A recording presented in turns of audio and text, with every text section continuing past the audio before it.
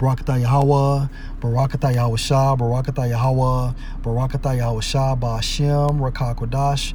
Double honor to the apostles, the elders, and salutations to you, sincere brothers, teaching in truth and in sincerity. This lesson will be entitled, Of the Most High Cometh Healing. My source is RT.com.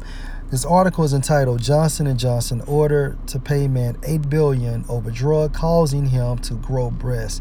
This article was published on October the 9th, 2019. A Philadelphia jury on Tuesday said that Johnson & Johnson must pay $8 billion in punitive damages to a man over his claims that a drug manufactured by the U.S. firm caused him to grow breasts. The verdict in favor of Nicholas Murray, 26, came first in one of thousands of Risperdal cases pending in Pennsylvania. Risperdal is classified as an antipsychotic, which means it prevents a person from having psychosis, such as hearing voices, seeing things that are not there, as well as delusions, which are fixed ideals about things that are not true. Murray, like other male plaintiffs in the mass tort litigation of Risperdal, alleges that he developed breasts after being prescribed the medicine and taking it from 2003 to 2008. And this is a well-known side effect in men when they take Risperdal to develop breasts. A psychologist prescribed the drug after diagnosing him with autism spectrum disorder. In late 1993, the drug was approved by the Food and Drug Administration for treating schizophrenia and episodes of bipolar mania in adults. 4 years ago, a jury awarded Murray $1.75 million after finding that J&J was negligent in failing to warn consumers of risk, which is to develop breasts in men. A state appeals court upheld the verdict last year, but reduced it to $680,000. This jury, as have other juries in other litigations, once again imposed punitive damages on a corporation that valued profits over safety and profits over patients. Murray's lawyers, Tom Klein and Jason Itkin, said Johnson & Johnson and Janssen chose billions over children, they said. J&J said the award was grossly disproportionate with the initial compensatory award in this case, and the company is confident it will be overturned. It added that the jury in the case had not been allowed to hear evidence of Risperdal's benefits. Plaintiffs claim that Johnson & Johnson failed to warn of the risk of gynecomastia, the development of enlarged breasts in males associated with Risperdal, which they say J&J marketed for unapproved use with children. Ecclesiasticus 38:1. Honor a physician with the honor due unto him for the uses which he may have of him. Right. So whenever we are sick, we go to a physician and not a doctor. A doctor means to falsify. To falsify what? Your diagnosis.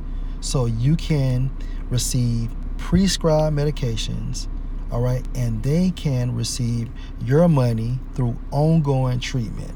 For the Lord have created him, right? The Lord created physicians to heal and not doctors. For of the Most High cometh healing, right? So the Most High controls the physician to heal you through the usage of herbs, and he shall receive honor of the king. The skill of the physician shall lift up his head, and in the sight of great men he shall be in admiration. That's right. The Lord have created medicines out of the earth. All right, this is how we are cured and healed. Like I said before, the medicines comes from the earth, but the healing comes from Yahweh Ba'ashem Al-Shai through that physician, through the herbs.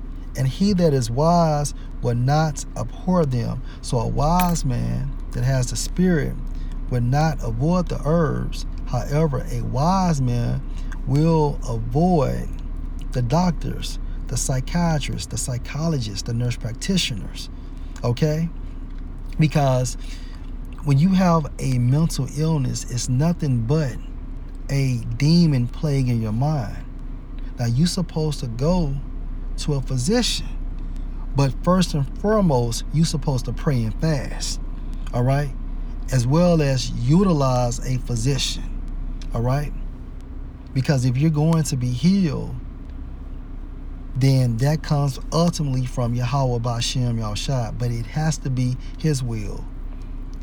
Let's jump down to verse 12. Then give place to the physician, for the Lord hath created him. Let him not go from thee, for thou hast need of him. Right. So whenever you sick, go to a physician. There is a time when in their hands there is good success. Why is that? Verse 2, for of the Most High cometh healing. All right, back into the scripture. For they shall also pray, meaning the physician, unto the Lord, that he would prosper that which they give for ease and remedy to prolong life. So not only does the patient pray for himself, but the physician is supposed to pray to the Most High for the patient to be healed. Verse 15, he that sinneth before his maker, let him fall into the hand of the physician. And that's point blank, period. All right, cut and dry. One more precept.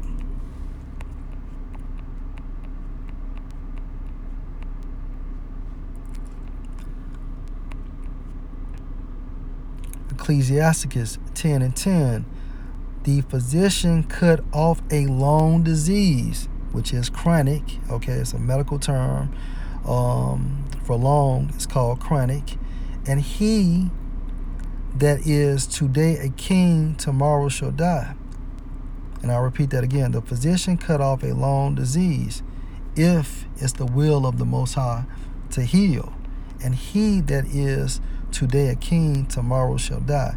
So in a nutshell, we are supposed to utilize physicians. The Lord created physicians, all right? We're supposed to reverence them, all right? But at the same time frame, you pray to the Most High to be healed. You don't go to these doctors for sicknesses, because all they're going to do is basically give you prescribed medications. Why? Because they are part of the pharmaceutical companies process. All right, these pharmaceutical companies come to these doctors to push medications upon you, something that can be controlled with, such as a diet. But when you go to the doctor, they don't tell you that, because basically the pharmaceutical representatives are coming there day in or week in, week out to push more meds on these people, which could possibly be controlled by your diet if it's the will of the Most High. Lord willing, this was an edifying lesson. Shalom.